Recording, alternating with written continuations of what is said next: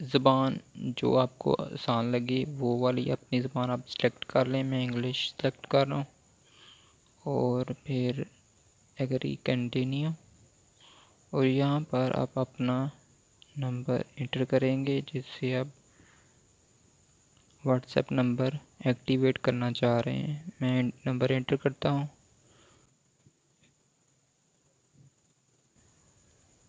Next पर click किया और यस कन्फर्म, कंटिन्यू, अलाउ,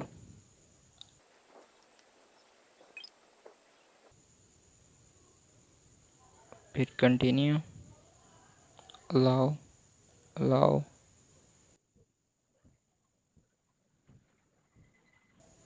पर आप अपना नाम, जो आप कोई भी नाम लिख सकते हैं, आप अपना पर्सनल नाम लिख लें या कोई भी यूज़र नेम लिख लें। नेक्स्ट,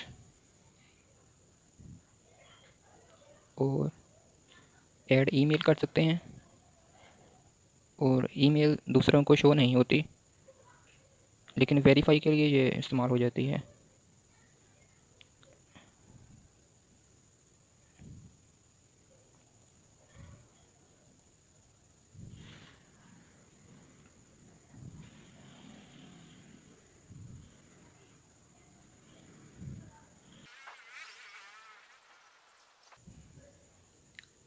थोड़ी देर में अकाउंट रेडी होगा।